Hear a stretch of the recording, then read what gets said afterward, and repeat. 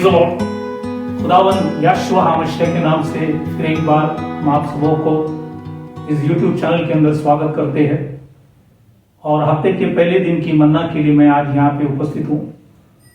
तो आज की जो विषय है, हम एक नए विषय में हम जाएंगे और विषय का नाम है 9वें महीने, और वो इब्रानी भाषा में किस्लेव, और ये जकरिया की किताब 7वां अध्याय पहला वचन में लिखा है। तो ये जो 9वां महीना है ऑलरेडी शुरू हुआ है। नवंबर 4 तारीख से ये 9वां महीना शुरू हुआ है। आज हम लोग 7 तारीख है, इसलिए महीना ऑलरेडी शुरू हुआ है। तो इस विषय में 5 छोटा सा विषय भी है।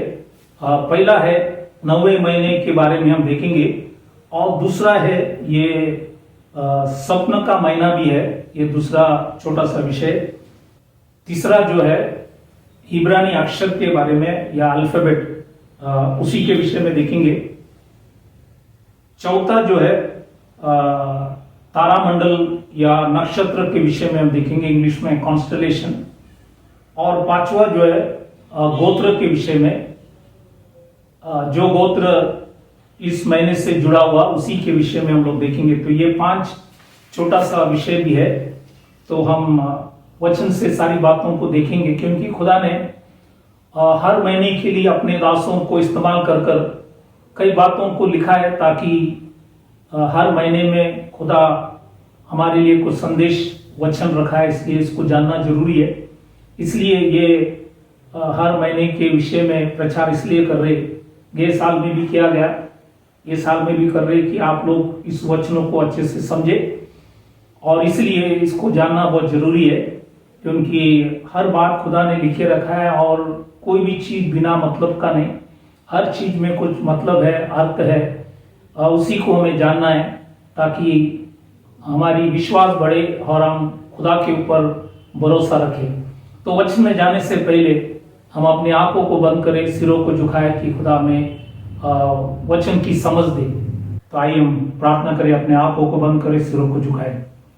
Hallelujah hallelujah. खुदावन यीशु मसीह, राजाओं का राजा, प्रभुओं का प्रभु, समय के लिए खुदावन धन्यवाद करते। आज की जो मन्ना है, हम प्रार्थना करें उस रोटी तोड़ते टाइम हमारे समझ को खोल, पवित्र आत्मा से हमें अगुवाई कर, जो आपके दृष्टि में योग्य करने के लिए प्रभु हमारे ऊपर दया कर, अनुग्रह कर।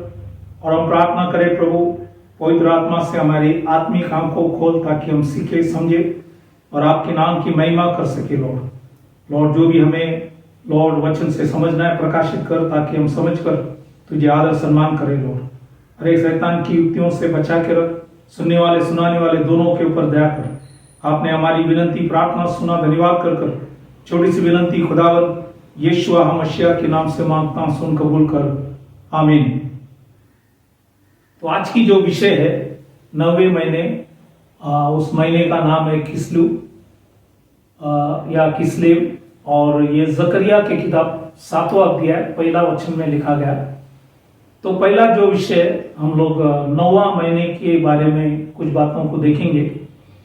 तो पवित्र शास्त्र जो बाइबल है, ये 9वें महीने को किस्लेव कहा है, किस्लेव कहा गया है। और किस्लेव पवित्र पंचांग में 9वां महीना है, और नागरिक पंचांग में 3रा महीना है।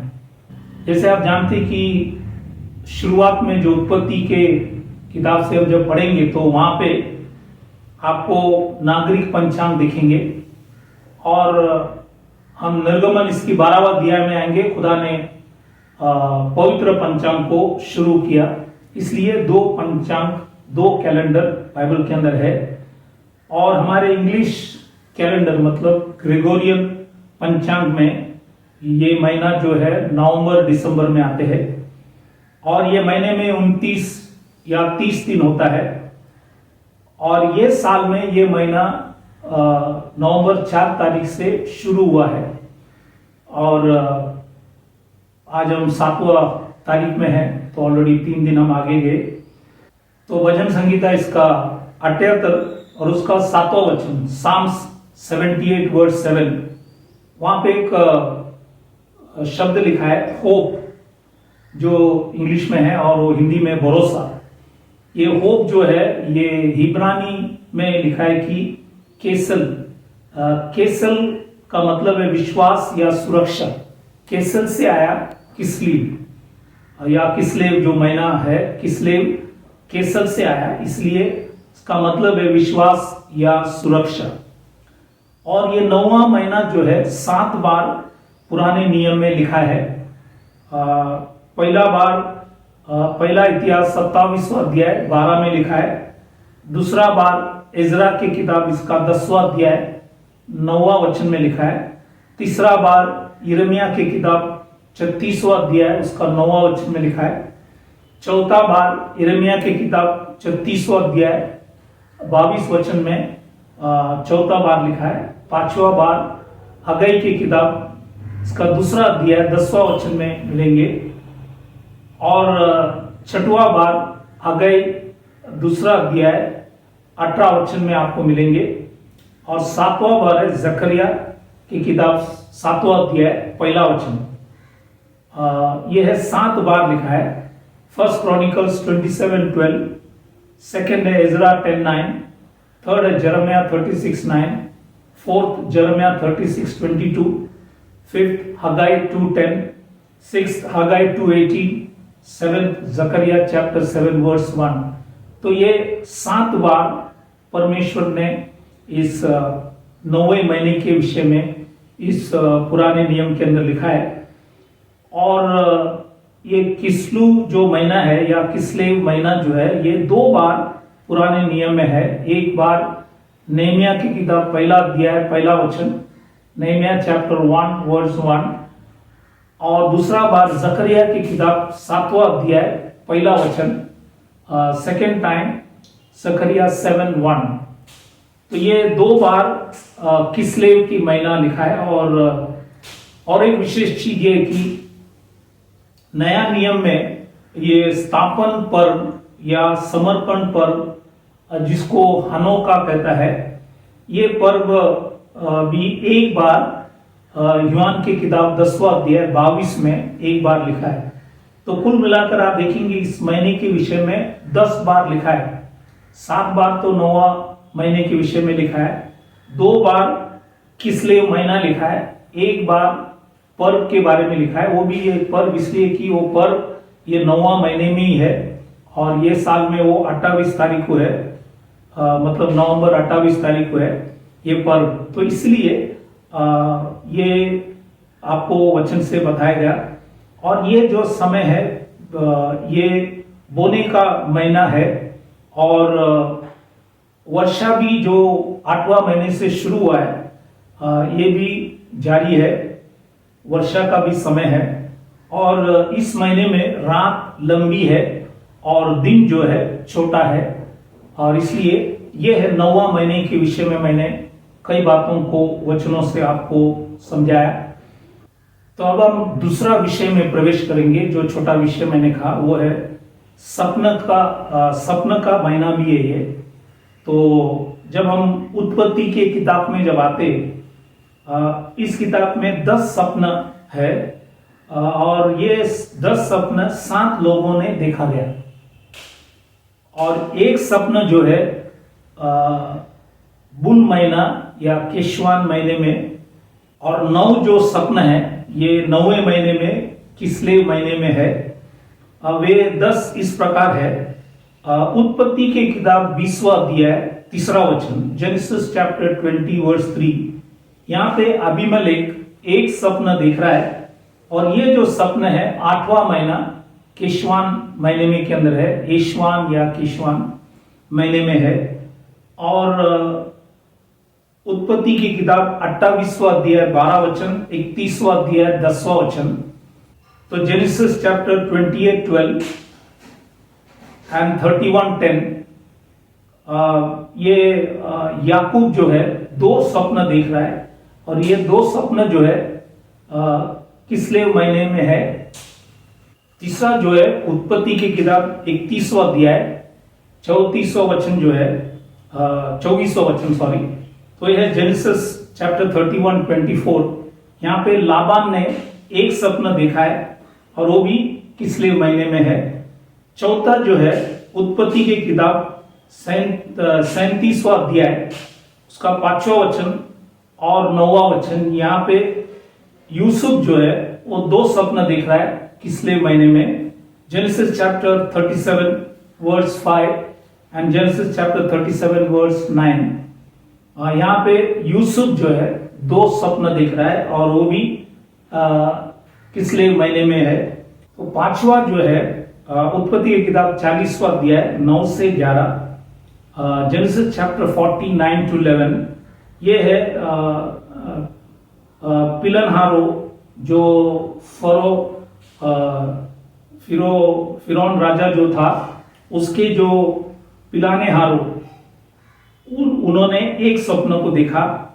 और छठवा जो है 40वां अध्याय 16 और 17 वचन, जेनेसिस चैप्टर 40 16 17 में पकाने हारो इन्होंने भी एक स्वप्न देखा और ये भी पिछले महीने में है। और सातवां जो है तो उत्पत्ति की किताब 41वां जो अध्याय है उसका 1 से 4 और 41वां अध्याय 5 से 8, genesis chapter 41 1 to 4, genesis chapter 41 5 to 8। यहाँ पे आप देखेंगे फिरौन राजा ने दो स्वप्न देखा। तो कुल मिलाकर 10 स्वप्न है। वापिस सबों को याद दिलाना चाहता हूं कि अबीमेलेक ने एक स्वप्न देखा, याकूब ने दो स्वप्न देखा, लाबान ने एक स्वप्न देखा और यूसुफ ने दो स्वप्न, पिलनहारो एक, पकानेहारो एक और फिरौन राजा जो है वो 2। तो कुल मिलाकर 10। 9 जैसे मैंने कहा वो किस्लू महीने में था और एक जो अबीमेलेक ने जो देखा हुआ स्वप्न वो केशवान या बुल महीने में था। तो इसलिए ये महीना जो है स्वप्न का महीना कहा जाता है। इसलिए आपको ये बताया गया कि ये महीने को स्वप्न के महीना भी कहा जाता है। तो क्योंकि 10 स्वप्न उत्पत्ति के किताब में आपको दिखेंगे। और तीसरा जो छोटा विषय है इब्रानी अक्षर, उसी के विषय में भी हम कई बातों को देखेंगे। 9वें महीने से जुड़ा हुआ इब्रानी अक्षर है सामेक। जो है 15वां इब्रानी अक्षर है जो भजन संगीता के किताब आप जब पढ़ेंगे उसके 119वां अध्याय उसके 113 वचन में ऊपर लिखा गया। जब आप देखेंगे क्योंकि जो भी ऊपर लिखा गया वो है 119 में आपको 22 जो अक्षर है इब्रानी भाषा के अंदर वो आपको वहां पे दिखेंगे। और इस सारी बातों का कुछ ना कुछ मतलब खुदा ने लिखे रखा है। इसलिए ये जो अक्षर है ये इसका मतलब क्या है वो भी हम देखेंगे। तो सामेक इसका मतलब या अर्थ ये है समर्थन की दाल, बाइबल में लिखा है समर्थन की डाल जो है इसका मतलब है समर्थन की डाल या चारों ओर से घेरना, चारों ओर से घेरना, या इसको ये भी कहा जाता है सर्कल घेरा। और इसको ये भी इंग्लिश में कहा जाता है प्रोटेक्टेड। इसका मतलब है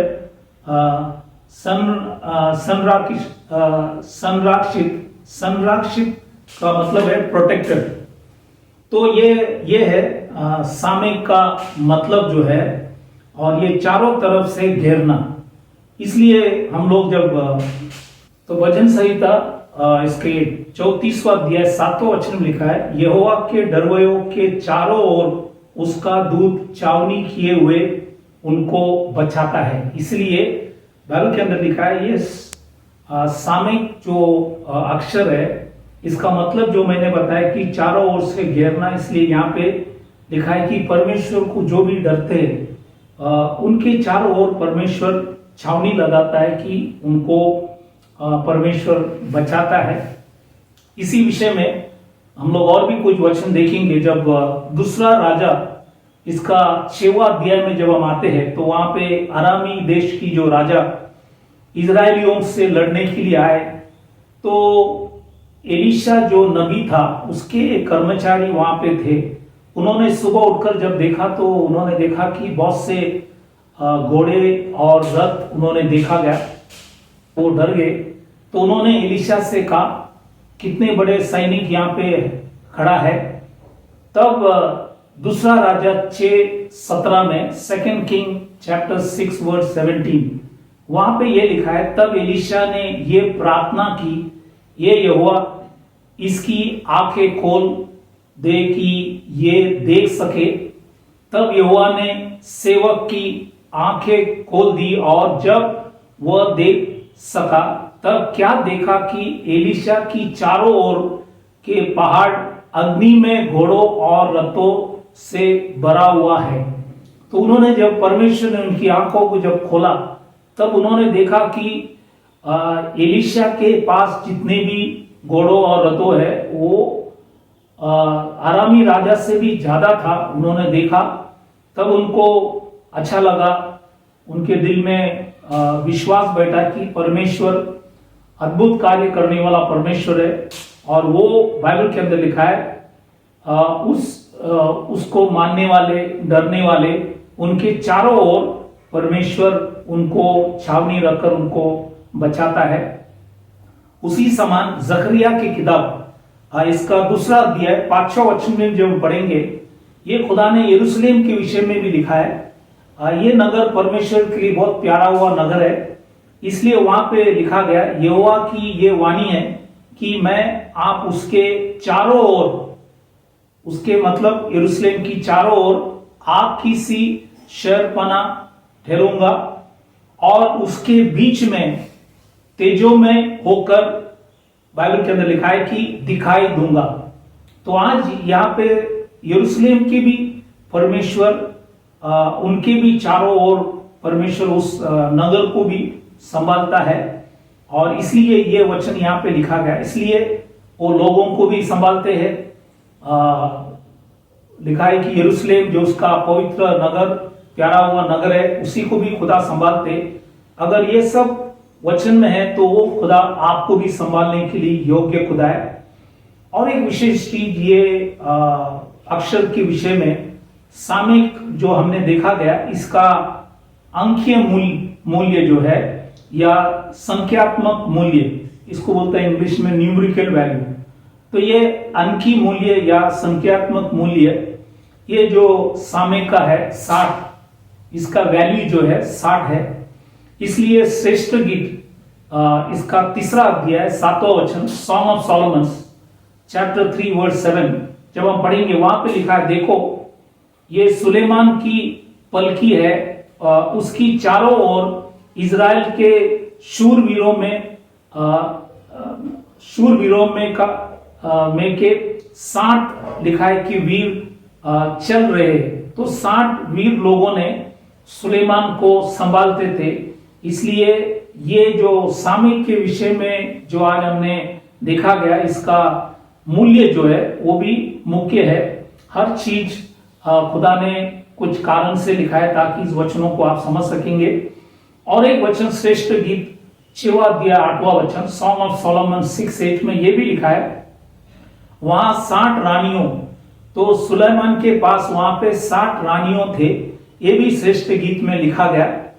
और एक वचन जो नए करार में मत्ताई के सुवर्तमान 13वां अध्याय 23 वचन जब हम पढ़ेंगे, मैथ्यू चैप्टर 13:23, वहां पे लिखा है, जो अच्छे भूमि पर बोया गया, ये वो है जो वचन को सुनकर समझता है और फल लाता है, कोई 100 गुना, कोई 60 गुना और कोई 30 गुना। तो यहाँ पे 60 गुना मतलब हम ऐसे झाड़ बने कि हम फल ले आने वाले झाड़ होना चाहिए। इसलिए यहाँ पे सेवा जब हम करते टाइम हम फल ले आना है, लोगों को मसीह की ओर मुड़ाना है। इसलिए हम 60 फल या 100 फल या 30 फल कम से कम हम ले आना, ये हमारे लिए सभी विश्वासियों की कर्तव्य है। खुदा ने आपको और हमको बचाया औरों को बचाने के लिए, ताकि दूसरों को बचाने से खुदा हमारे भी पापों को क्षमा करता है और हमारे जीवन को भी आशीष करता है। क्योंकि आप कोई व्यक्ति जो अंधेरे में है उसको आप सही उजाले में ले आ रहा है, क्योंकि यीशु मसीह ने कहा कि मार्ग सत्य जीवन मैं हूं। इसलिए ये जो मूल्य जो है इसके विषय में भी आपको समझाया गया वचन से।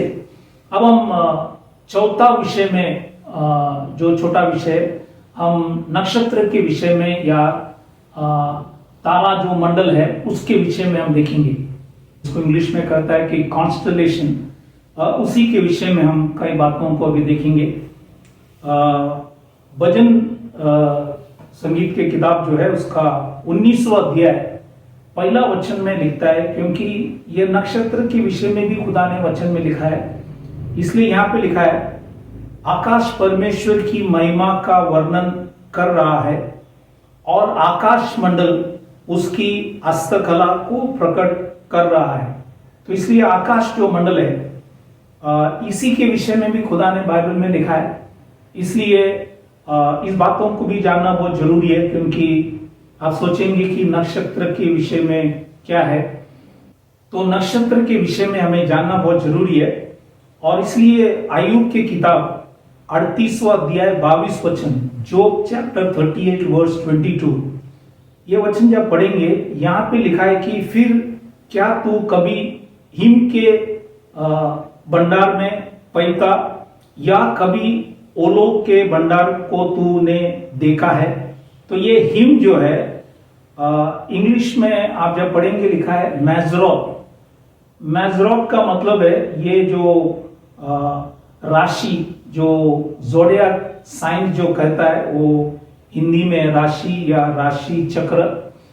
तो ये जो राशि के विषय में जो 12 राशि है ये बाइबल में लिखा है, इसलिए इसको जानना जरूरी है।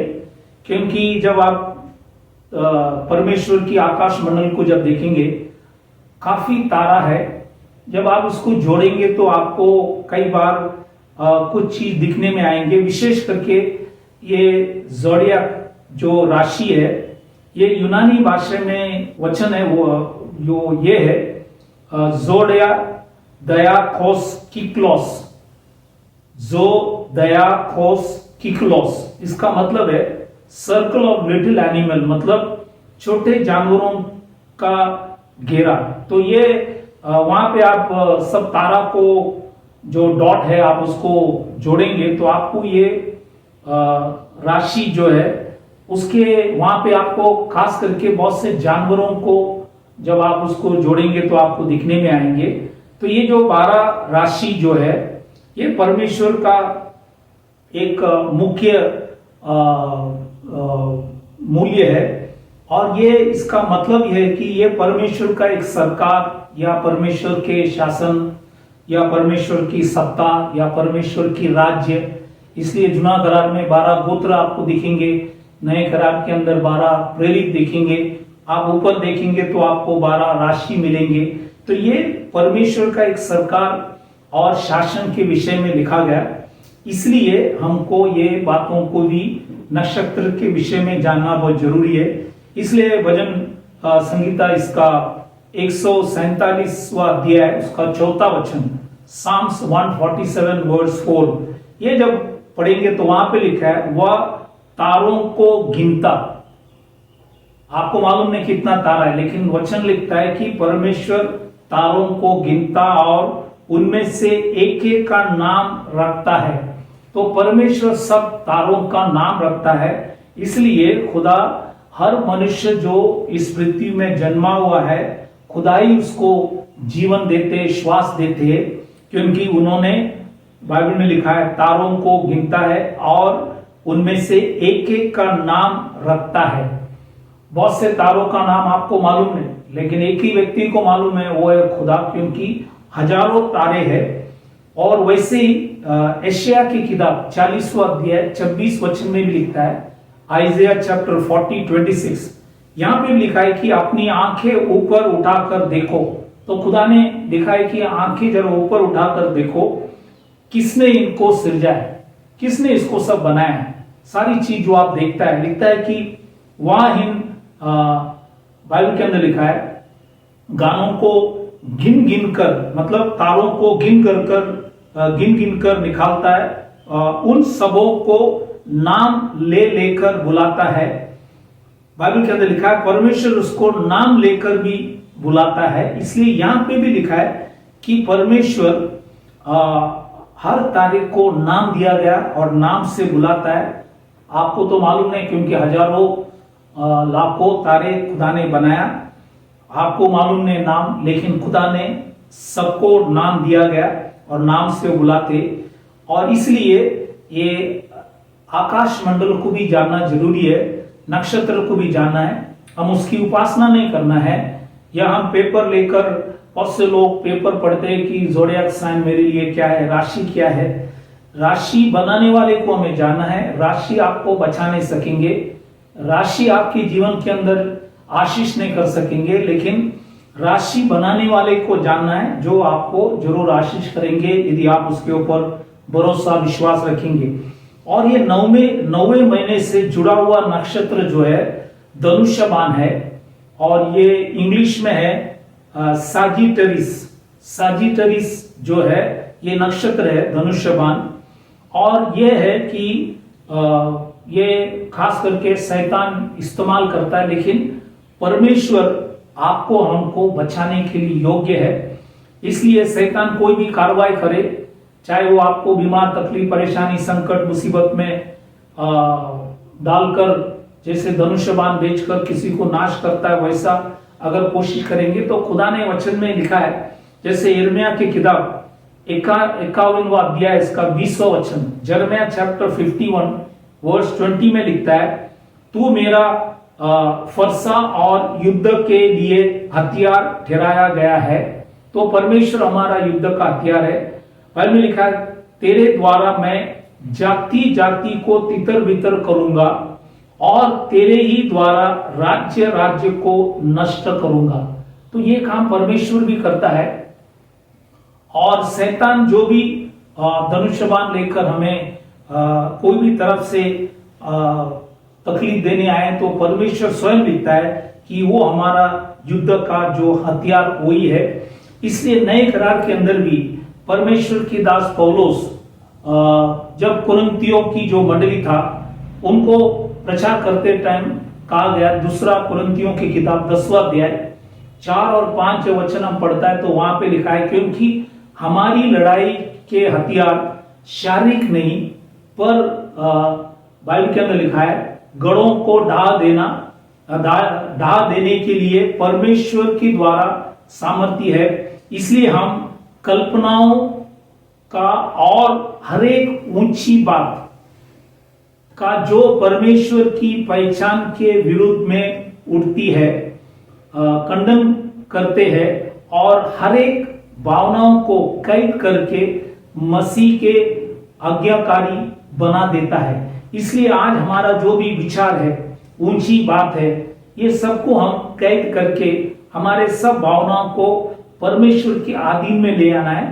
क्योंकि हमारी बाइबल के अंदर लिखा है लड़ाई, बाइबल के अंदर लिखा है शारीरिक नहीं, मांस और लहू से नहीं, लेकिन हम बाइबल के अंदर लिखा है ये बात जानना जरूरी है, क्योंकि परमेश्वरी हमारे अंदर जितने भी ऊंची बात है वो सबों को वही नीचा कर सकता है और हमारे भावनाओं को कैद करके मसीह के आज्ञाकारी वही बना सकता है। इसलिए एफिसियों की किताब जब हम 6वां अध्याय 12 और 13 वचन, book of efficiency chapter 6, 12 and 13, वहां पे लिखा है कि क्योंकि हमारी ये मलयुद्ध लहू और मांस से नहीं, परंतु पहला चीज है प्रधानों से, दूसरा है अधिकारियों से, तीसरा है संसार के अंधकार के हकीमों, और चौथा है दुष्ट की आत्मिक सेनाओं से।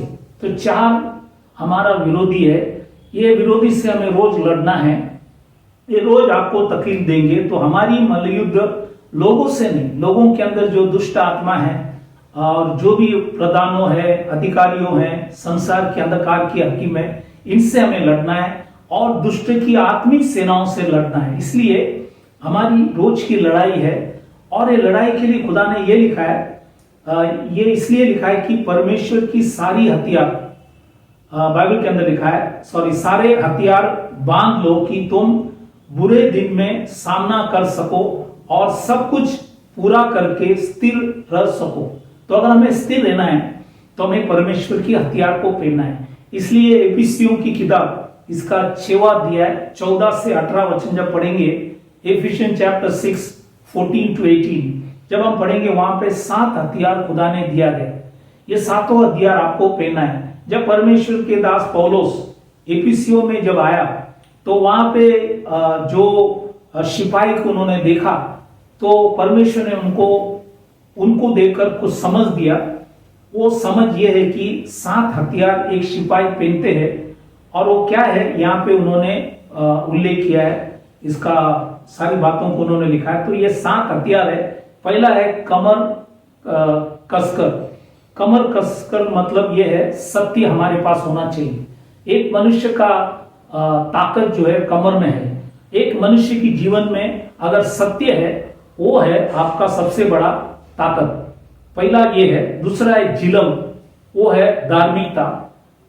तीसरा है पाँव में जूते पहनना, मतलब हम तैयारी में है। काय के लिए तैयारी में कि हम सुसमाचार प्रचार करने के लिए तैयार रहना चाहिए, वो है सुसमाचार के विषय में लिखा है।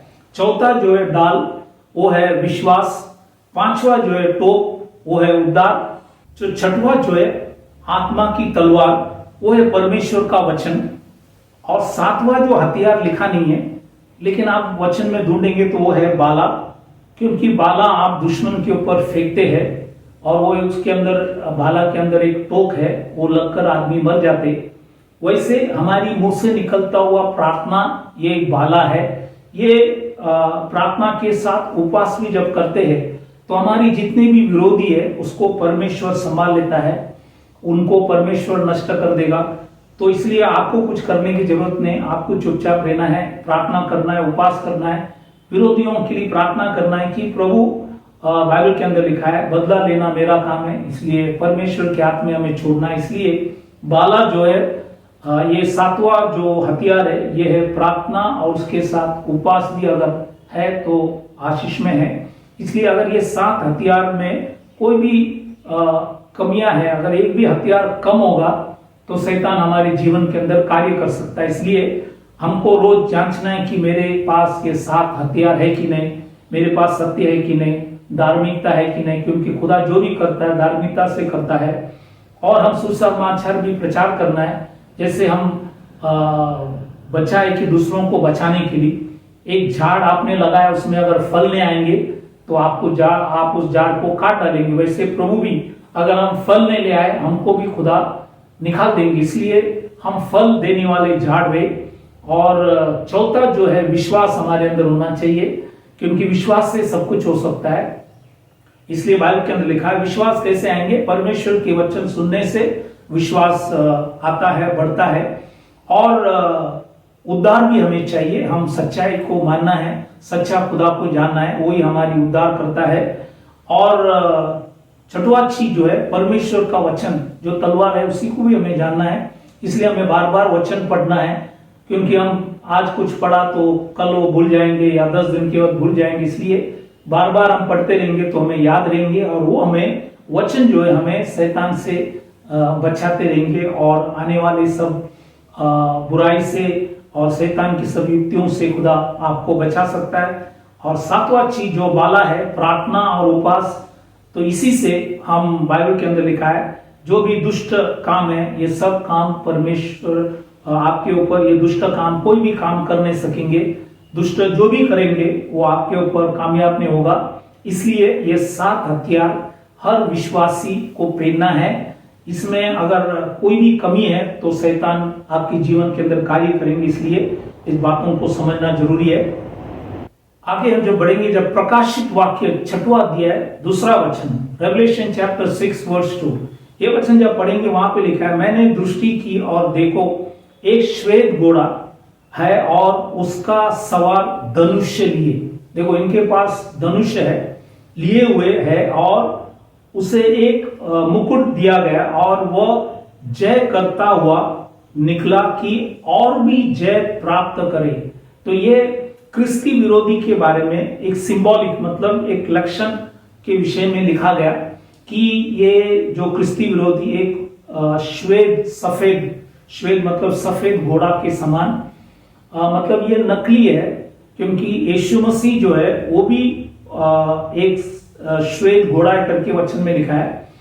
और ये जो क्रिस्ती विरोधी है ये बाइबल में लिखा है, ये जय करता हुआ निकला और भी जय प्राप्त करने के लिए वो कोशिश कर रहे हैं कि उनके अधीन में बहुत लोगों को ले आने की कोशिश जारी है। इसलिए हम उसके हाथ में फंसना नहीं।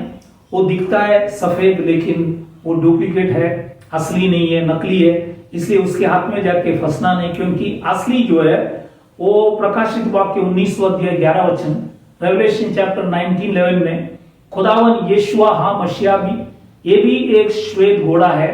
लेकिन ये जो श्वेत घोड़ा बाइबल में लिखा है 19वां अध्याय 15 वचन में, रेवलेशन 19:15 में लिखता है, वो जाति जाति को मारता है, वो सब जातियों को मारने वाला श्वेत घोड़ा खुदावन यीशु मसीह है। इसलिए हम ये जो नकली के आधीन में जाना नहीं, इसलिए इस बातों को भी ख्याल करें। इसलिए आज मैंने आपको नक्षत्र के विषय में भी वचन से सारी बातों को समझाया कि इसी के द्वारा भी खुदा हमें कुछ बातों को सिखाते, ताकि ये 9वें महीने से जुड़ा हुआ जो नक्षत्र है धनुष्यबाण, और ये बाइबल के अंदर लिखा है शैतान हमें कैसे गिराने के लिए कोशिश करते, लेकिन अगर हम 7 हथियार अगर पहनेंगे तो हम कभी भी गिरेंगे नहीं, खुदा आपको संभालेंगे। तो इसलिए ये नक्षत्र के विषय में भी आपको समझा। अब हम 5वां जो विषय, छोटा सा विषय जो है गोत्र के विषय में हम कई बातों को देखेंगे। तो ये महीने के जुड़ा हुआ जो गोत्र है ये है बेन्यामीन है, और याकूब के 12वां पुत्र है।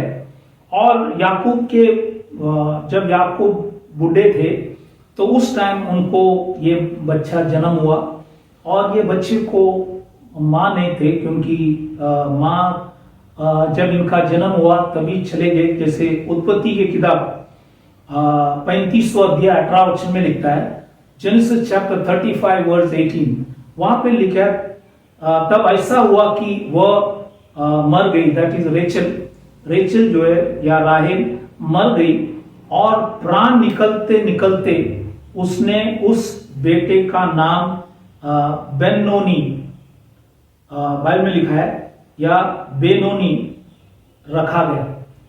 बेनोनी का मतलब है रखा गया, लेकिन उनका पिता ने उनका नाम बेंजामिन रखा। बेनोनी का मतलब यह है कि दुख में जन्मा हुआ बेटा, दुख में जन्मा हुआ बेटा है बेनोनी।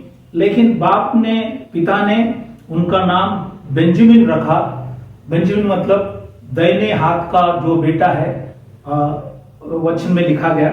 इसलिए ये जो बेन्यामीन का जब जन्म हुआ, इनको माँ का प्यार मिला नहीं, लेकिन पिता ने उनको संभाला।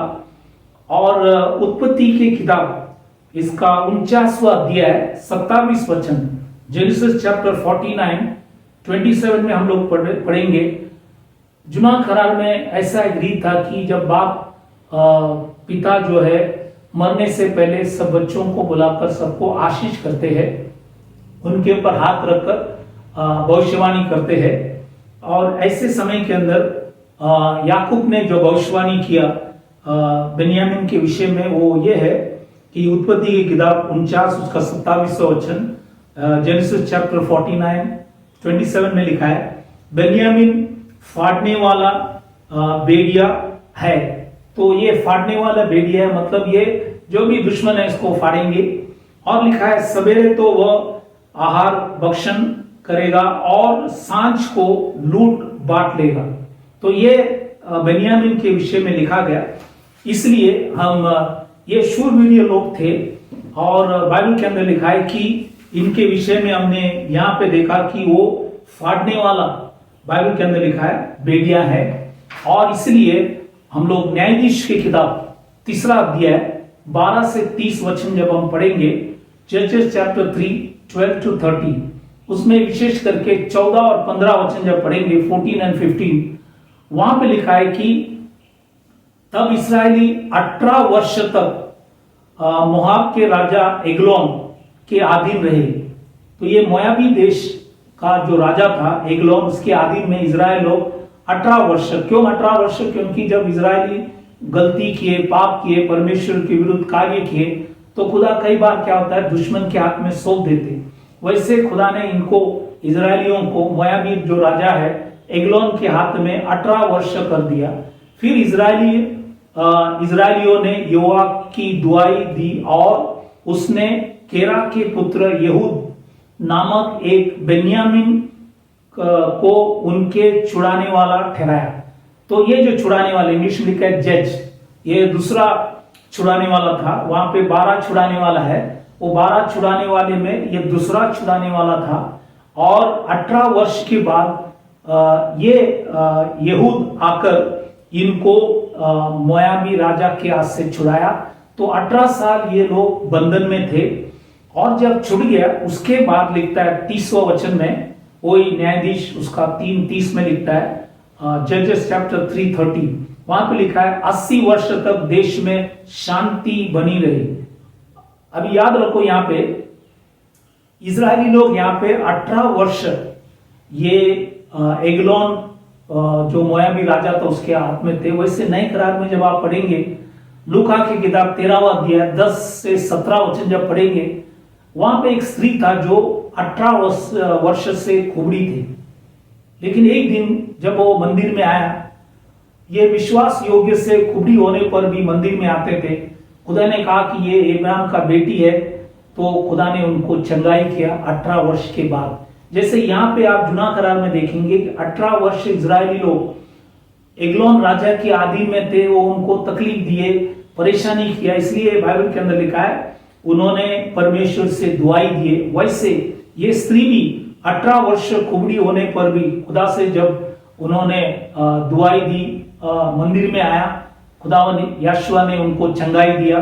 फिर उनके जीवन में जो बचा हुआ जीवन परमेश्वर ने उन्हें शांति दिया।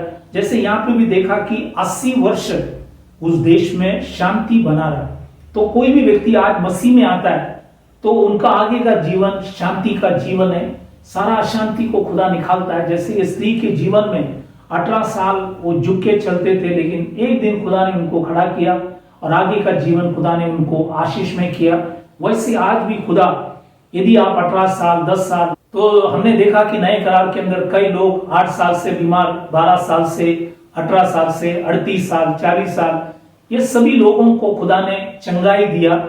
और जब उनकी चंगाई हुआ तो उनके आगे का जो जीवन है वो शांतिपूर्ण जीवन था। खुदा ने सारी अशांति को निकाल दिया। इसलिए कई बार आप भी जब वचन सुनते हैं, कई बार आप भी काफी सालों से तकलीफ के अंदर है, लेकिन यदि आप विश्वास करेंगे, जैसे खुदा ने इनको सब इतने सालों के बाद उनको सारी बंधन से छुड़ाया, चाहे नशे के बंधन हो या कोई भी पाप के बंधन हो जो आपसे छूटना नहीं, लेकिन अगर आप खुदा से रोएंगे, प्रार्थना करेंगे, दुआई देंगे, तो जरूर सुनकर, जैसे ये स्त्री को छुड़ाया और इजराइल को जो मोयाबी राजा से छुड़ाया, वही खुदा आज आपको भी छुड़ाने के लिए योग्य खुदा है, ताकि आपके बचा हुआ जीवन जो है आशीष में हो। क्योंकि ये जो 80 वर्ष जो है, ये बाइबल में भी लिखा है कि भजन संहिता इसका 90 अध्याय इसका 10वां वचन लिखा है, मनुष्य की आयु तो 70 है या 80 वर्ष। मतलब खुदा चाहता है कि आपको दिया हुआ जो समय है आप शांति से जी पाएंगे। इसलिए बाइबल के अंदर लिखा है, ये बेन्यामीन की जो गोत्र है, ये बाइबल के अंदर लिखा है कि ये फाड़ने वाला भेड़िया है, ये दुश्मनों को नाश करने के लिए खुदा ने उनको रखा गया और जहां भी वो थे उनको खुदा ने बचाया।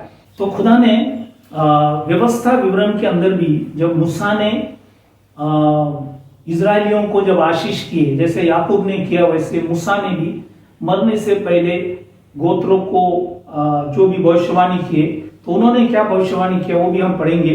व्यवस्था विवरण 33 उसका 12 वचन, ड्यूटरोनॉमी चैप्टर 33 वर्स 12, वहां पे लिखा है कि फिर उसने बेन्यामीन के विषय में कहा, यहोवा का वह प्रिय जन उसके पास निडर वास करेगा। तो ये बेन्यामीन जो है परमेश्वर के प्रिय था, और लिखा है कि निडर वास करेगा और वह दिन भर उस पर छाया रखेगा और वह उसके कंधों के बीच में रहा करता है। तो ये बेन्यामीन के विषय में मूसा ने ये आशीष उनको दिया गया, ये भी वचन में लिखा गया। इसलिए हम जब गिनती की किताब में आते, नंबर्स चैप्टर 2 18 to 24, गिनती की किताब दूसरा अध्याय 18 से 24 वचन जब पढ़ेंगे, जब खुदा ने मूसा के द्वारा जो तंबू खड़ा किया, वो तंबू की चारों ओर इजराइल की गोत्र रहते थे। हर चारों ओर हर जगह पे आप देखेंगे 3-3 गोत्र थे। और पश्चिम में समझे, पश्चिम में जो गोत्र था वो इफ्राइम थे, मन्नासे और बेंजामिन। इनको पश्चिम जो जगह था उनको वहां पे रखा गया। तो हर चीज खुदा ने इसलिए लिखा गया ताकि इस बातों को आपको समझना है कि परमेश्वर मंदिर बीच में था। इसलिए आज जहां भी आप देखेंगे, जहां पे मंदिर होता है वहां पे मंदिर को मानने वाले लोग उनके आसपास रहते। एक चर्च रहेगा तो वहां के जो ईसाई को मानने वाले लोग आजू बाजू में रहेंगे।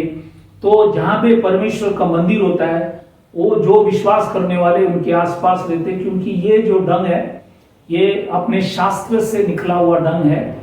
तो इसलिए यहाँ पे गिनती की किताब पश्चिम में 3 गोत्र थे। वैसे आप पूरे गिनती की किताब दूसरा अध्याय पढ़ेंगे, 12 गोत्रों को कहां रखा, सारी बातों को खुदा ने वचन में लिखा है। मतलब उन्होंने जो भी काम किया सब ढंग से किए, अच्छे से किए, सब ऑर्डर में थे। वैसे आज हम भी कोई भी काम करते टाइम अच्छे से करना, ये खुदा में याद दिला रहा है। और नए करार के अंदर हम जब फिलिपियों की किताब तीसरा अध्याय 5वां वचन में जब आते, तो वहां पे परमेश्वर के दास प्रेरित पौलुस, ये भी बेन्यामीन के गोत्र से था।